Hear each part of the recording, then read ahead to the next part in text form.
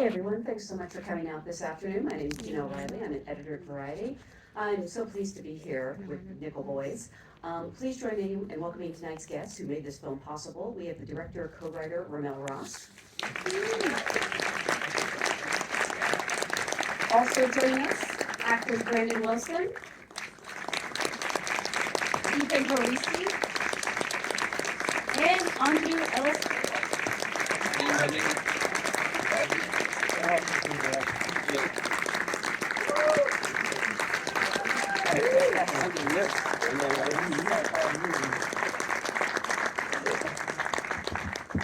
Thank you so much for being here, and congratulations on a beautiful movie. This is an audience of your fellow SAG-AFTRA actors, actually.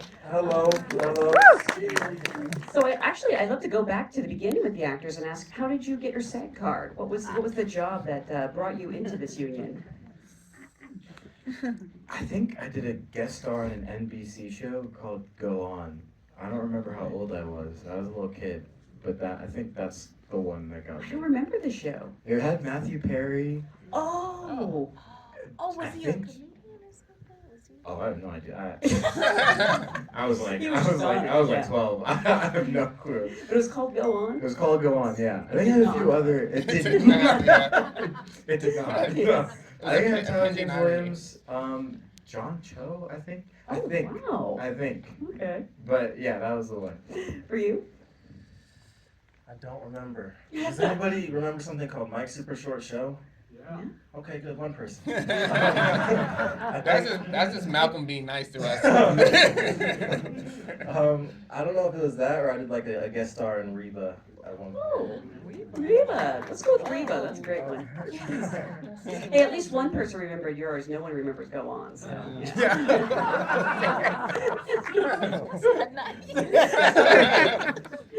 Trying to make him feel better, and I inadvertently insulted you. I'm so sorry. This is already the realest Q&A we've had. Talking shit, you know. I'm so sorry. Aunjanue, for you? I did an episode of New York Undercover. All right. I don't know. Well, again, congratulations on a beautiful movie. I'd love to start with RaMell as Nickel Boys marks your narrative feature film debut after your acclaimed documentary, Hale County, this evening. I know this is based on Colson Whitehead's book of the same name, but how did the project sort of find its way to it, and what interested you in bringing it to the screen? Yeah, thanks for staying, everyone. The project was offered or suggested by Plan B and Anonymous Content. They own the rights. And took a meeting with them, asked my co-writer, Jocelyn Barnes, a bunch of questions about kind of the things I was thinking. And eventually asked her to co-write. When someone asks me a question, I start to think about other things. Tell us what you're thinking. Because of the associative nature of thinking. Yes. And I gotta always come back. So I'm not underwater right now fishing. Who's read the book? I read the book after I saw the movies. Oh, cool. I like that because, you get to go to the source material second. It's quite different. The details are not in here. It's just its sort of core structure. But the book, for many reasons, is powerful. Particularly for me, there are two kind of like defining things. One was that it's about two young black men, as we know. And to me, I'm interested in at what point they realized that they were raced. Like at what point did Elwood realize the world was calling him black and, sort of has to take responsibility for the prescriptions and social consequences that come along with that. And secondly, it's in a time period in which the relationship between the cinema camera, and the still image camera was even more fraught, and less people of color had access to cameras. So the images that were in the world were even more greatly authored by other people outside of the community. And so there's a huge lack of poetic images and like lyrical images. And of course we have Gordon Parks and Melvin Van Peebles, and we have tons of people who are making beautiful images, but from a large cultural perspective, there aren't that many deeply, ambiguously poetic ones. And so to kind of repopulate that archive, to me, is a way to alter today's quotidian. So you can go out into the world and obviously see, hopefully, boys like this with a newfound appreciation for their essence. And can you talk about the decision to literally tell it through their eyes, from their point of view, which is like so bold and fascinating? Yeah, it was an instinctual choice that happened like right after the book, finishing it. POV was the first thing that came to mind, and yeah, there's so many reasons. I think one of the deepest reason is that the Dozier School for Boys is a real place. Closed in 2011. I think bodies started to be exhumed in 2013. And there's something, not only devastating about the fact of it, but like going through the Dozier documents, like 156-page, almost like forensic excavation of everything that happened from University of South Florida, and like seeing the artifacts, like the boys, they had like marbles in their pockets, in the ground, like really horrific and graphic stuff. You saw a lot of those images. There's something that you realize about the sort of loss of potential, which we know, and like the loss of life that enticed Jocelyn Barnes and I to think opposite of what you would traditionally think about in terms of the way in which the film could happen. We're like, if we give the boys, the characters, the camera, if we make the camera an organ for them, and we see through their eyes, then it's like a way of giving them life in a way. And then we can let them live as long as possible in a way, allow you to align your life. Everything shot in Wonders is kind of synchronized with their time in the film. And in that sense, there's like an experiential monument or experiential avatar for you guys to sort of engage with the idea of Black poetics during that time, but simultaneously, maybe the glorious perspective of someone who, lived during that time. I guess I don't know. It's really complicated, as I'm sure you can imagine. No, I mean, you explained it beautifully. I'm just curious if you had to pitch it that way, if you encountered any resistance, or people. I mean, the way you just described it, I'd be on board in a second. So I don't know. Well, yeah, I didn't describe it in those terms. The way I described it was that, Hell County This Morning This Evening is a documentary film that I made that is using the same aesthetic principles, and it basically is my POV without my hands, and so we pitched it as a way to synchronize their experience with the world with yours, and in doing that, you're not allowed to do that fundamental objectification that the camera does, in which it allows you to observe and to be a voyeur. However well the filmmaking is, there's something fundamentally separate there. And so how do we like close that gap so that you're experiencing it as best as possible as they are, which just is by default a form of complicity. And so that was kind of the core idea.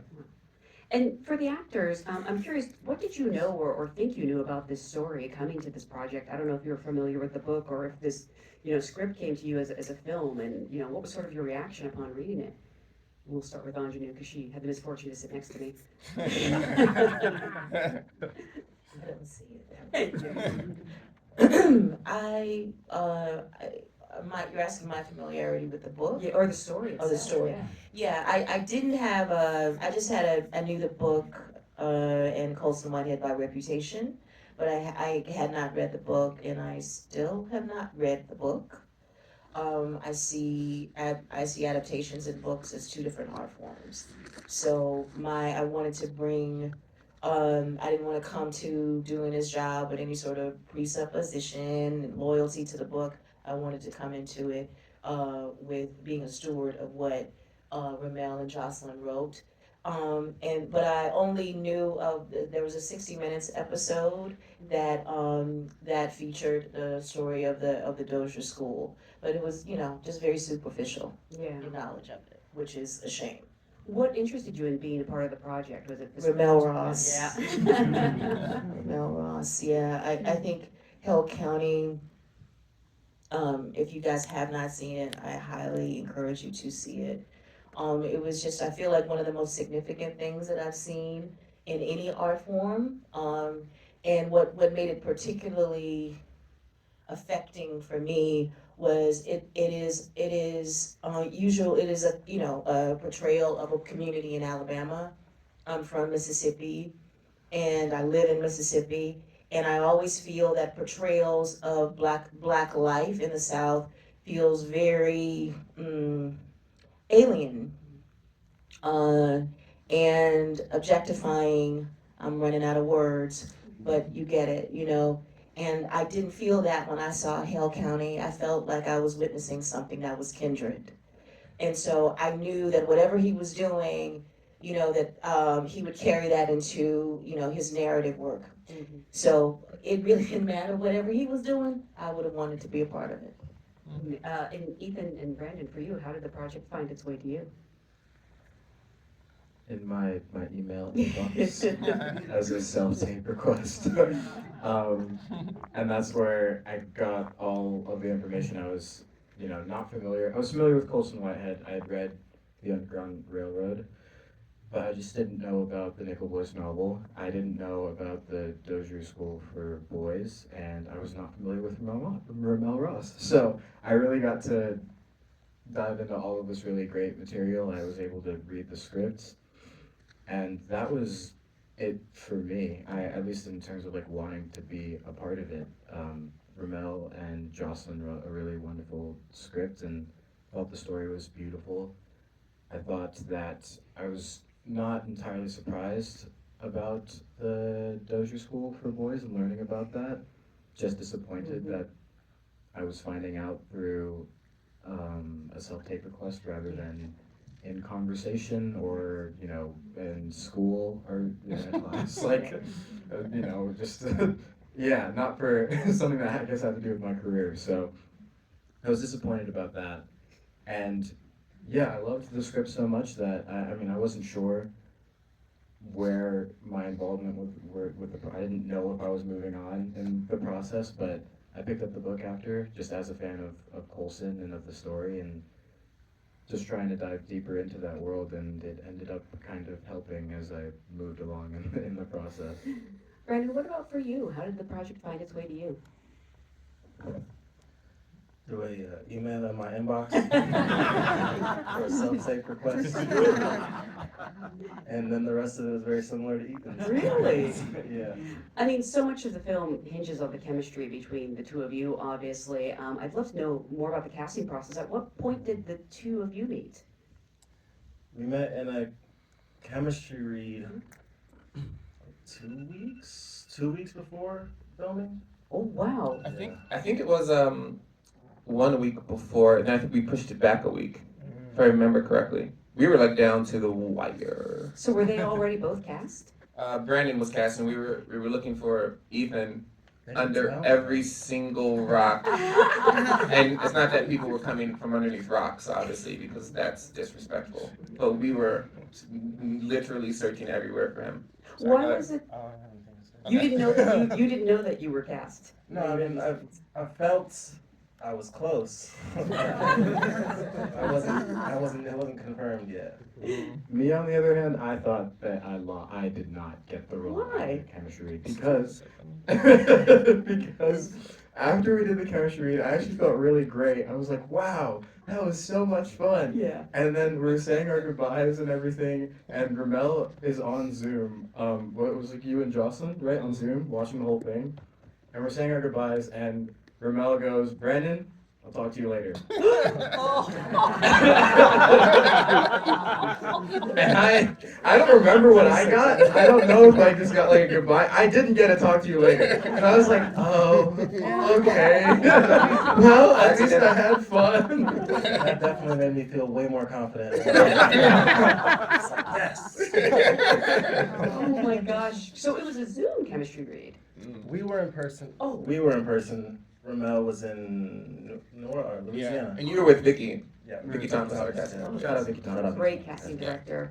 I'm sorry, I don't mean to laugh. No, it's funny. I so understand. Did you sort of feel that chemistry there though in that read? Did you think, this was the right match? This is me. Well, I was actually asking the actors, but yeah. Did you know? You got should ask me. Okay. Yeah. Well, it was bizarre because when we turned on the cameras, we had there's some almost surveillance wide shot of the room, and we were like, do these guys know each other? it was like all in silence, so they couldn't hear us. And we're like asking everyone, like, oh, I think it's the first time they're meeting, because it just looked like, they were two water molecules slowly merging in like a petri dish of the room. Bad metaphor. Too mixed of a metaphor.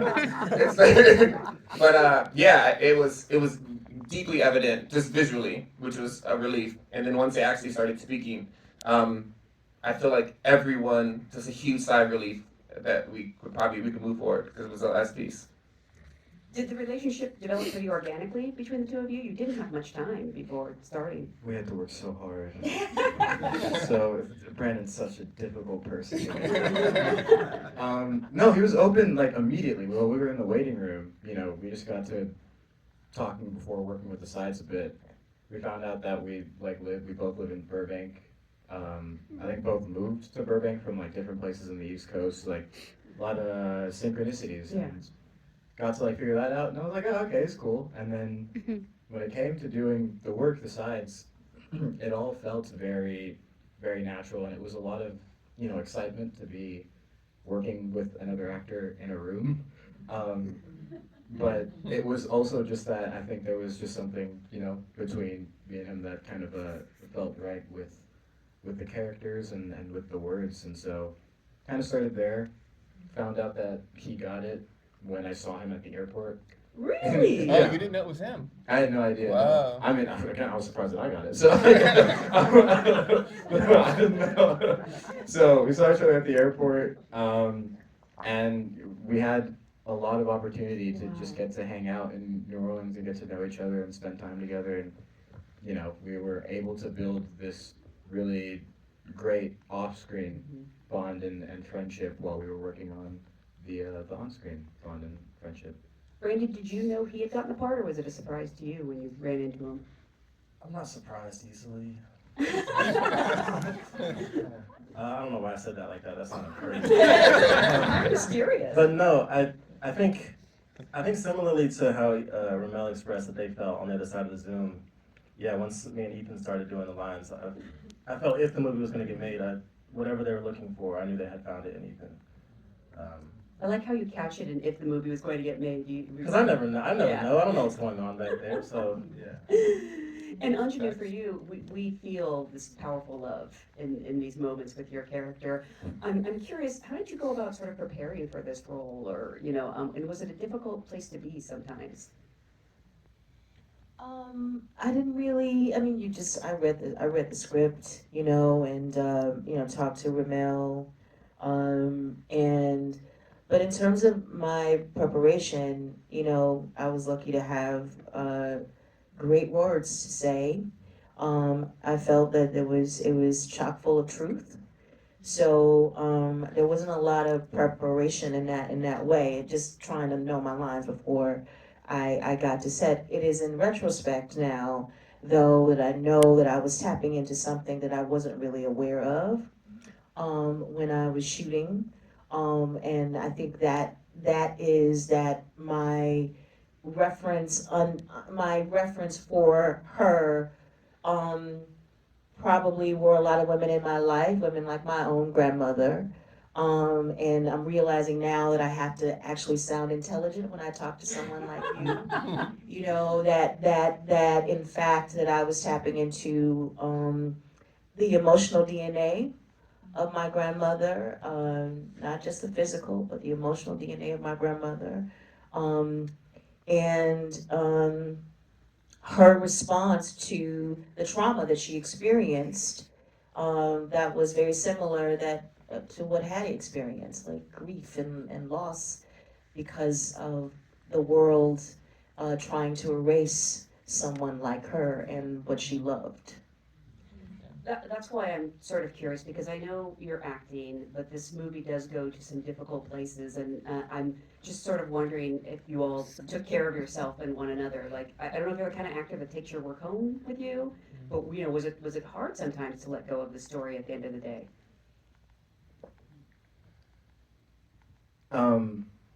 We had each other, yeah.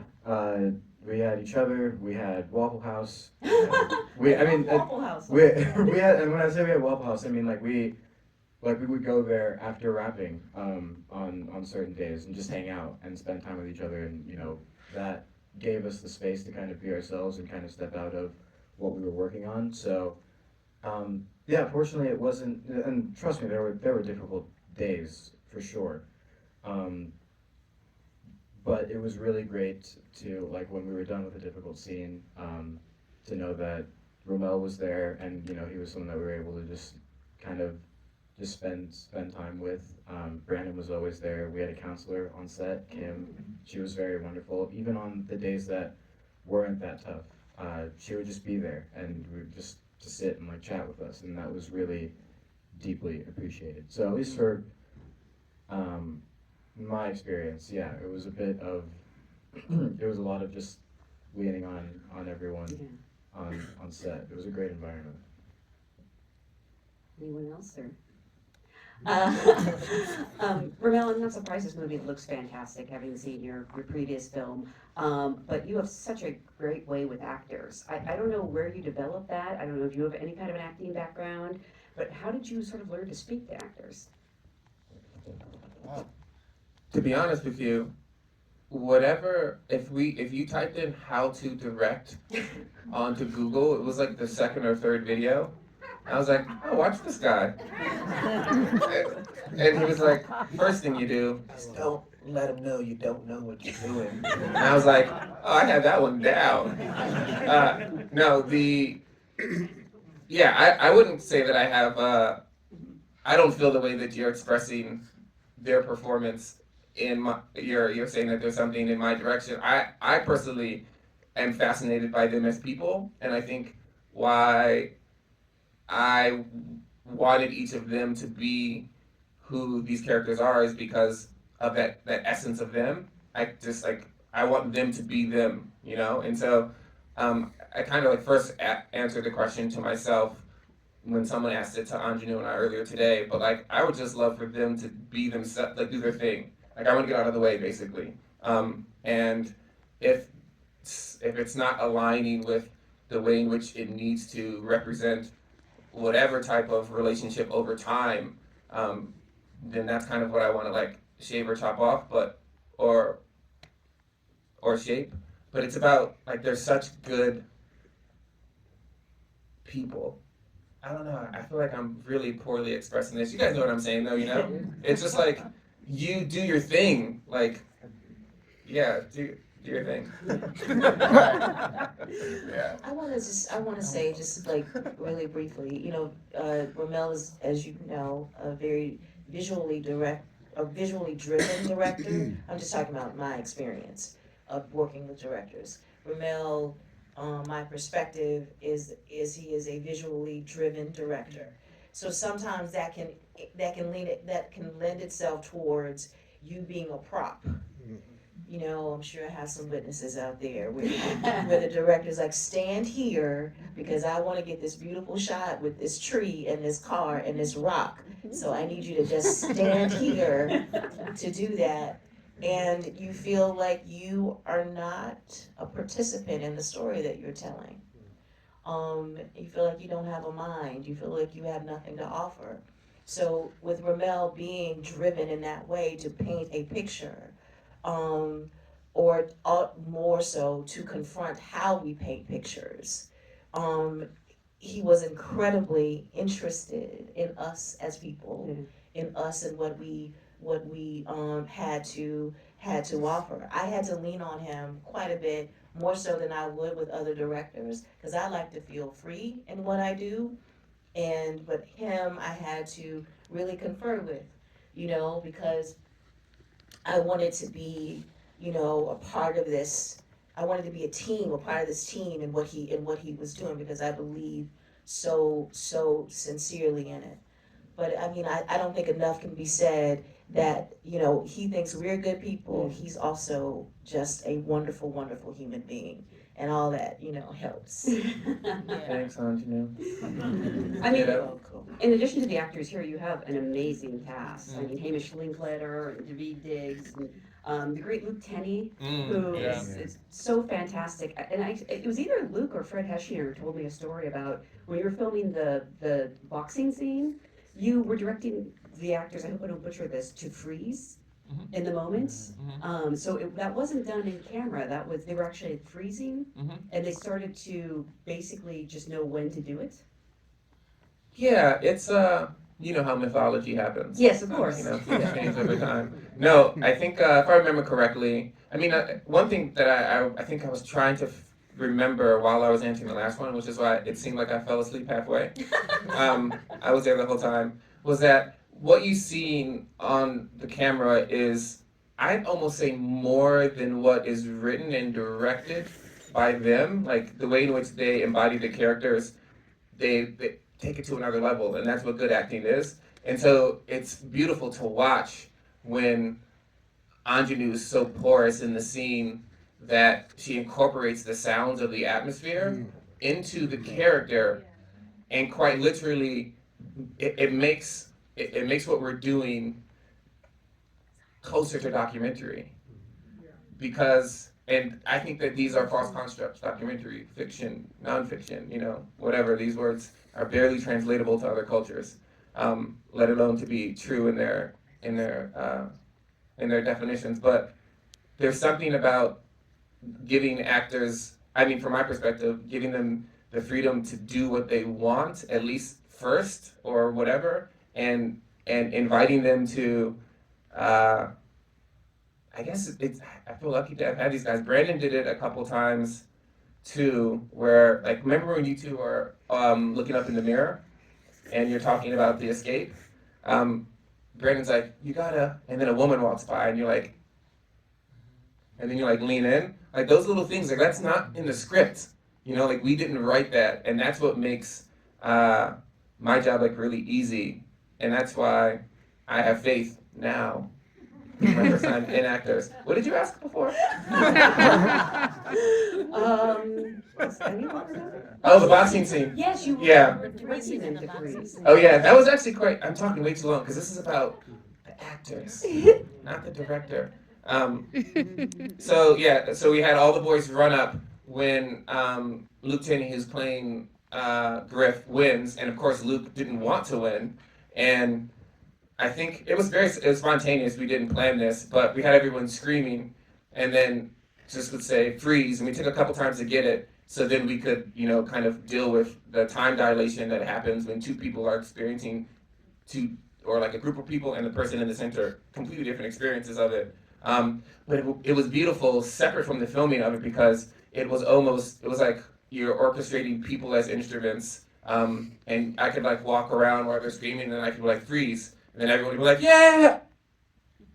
And then Sam Ellison was on the camera, and then he would like go around and just like get, you know, I think it's like an 80 lens and like a couple shallow focus shots, and we'd be watching it, and we'd say, and go back, and everyone would start jumping up again, and then they would freeze. And then I think a couple times they did it by themselves. Yeah. Which was really strange. Right. Yeah. They just knew. Yeah. And they would just do it, and they would stop, and then Luke the whole time is like, it's like super deeply, strangely beautiful. That's Yeah. eerie. I want to remind everyone this movie will, I believe, be in theaters December 13th. You know, you've been to festivals with this movie, and I know it's gotten such a passionate reaction from people. What does it mean to you as actors to be putting this story into the world? We shot this at the end of 2022, like in the last few months of 2022, and and then I went home and started to go back to school, and it was, you know, kind of just adjusting to that after having this really wonderful experience for a few months, and then I didn't hear anything about the movie for a really long time. And I would get, you know, reassured, like, we're working on it, it's looking really great. I went in for ADR, and I was like, oh, I've seen some stuff, like, it does look really great, but as a whole, no idea what's going on. And I think that whole time, I was like, I just hope that when I do watch it, I'm able to feel all of the love that we poured into it while making it. And then eventually, June this year, I watched it, and I felt that, and I was super excited about that. The next thing that I wanted after watching it was to share it with as many people as possible, and we're in the middle of doing that right now, and it's such a joy. My favorite part is to share it and then to talk to people about it afterwards. I feel like those first few, screenings that we had with an audience, I was like, man, I didn't even catch this when I watched it, or I didn't even think about this perspective, or, I felt like I was learning things about the movie through these discussions. And I think that's a really beautiful thing. It's beautiful to be a part of something that, it brings forth these really beautiful and different perspectives and reactions. So it's it's all a joy, and I get to do it with like these Right. people. Brandon, for you?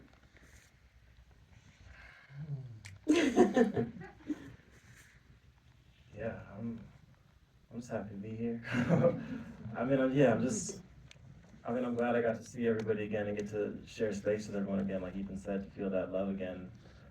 I have to say that I was lacking it before I saw them again, but yeah, to finally get to reunite and share this film and share this strange journey that we're all on. And yeah, like you said, they're having very passionate responses to it, which I've never really experienced in making a thing before or being a part of making anything, that people come up to you with such generous emotion and they're sharing their lives and their stories with you, and I'm very grateful for it and very kind of taken aback, but yeah, a lot of joy. Aunjanue? We are all in this space. I'm sorry if I sound like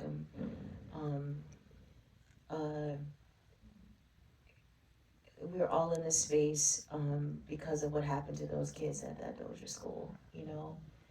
We're all in this space because of essentially a conspiracy of silence surrounding what happened to them. I mean, I went to a concentration camp a couple years ago in Berlin, and when I think in my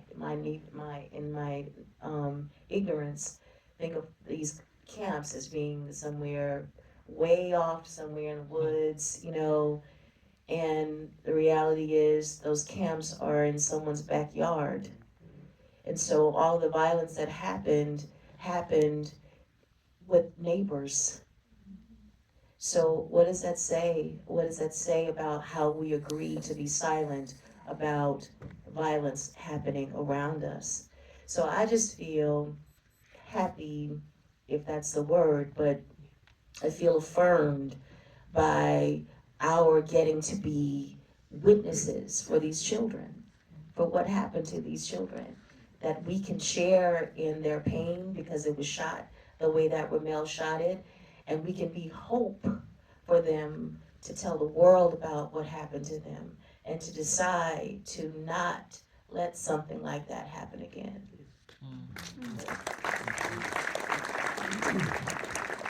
Well, again, it's such a special film. Please spread the word. Let everyone know. Thank you so much for being a great audience, and thank you all for doing this. Thanks for letting me. Thanks for staying too. Yeah,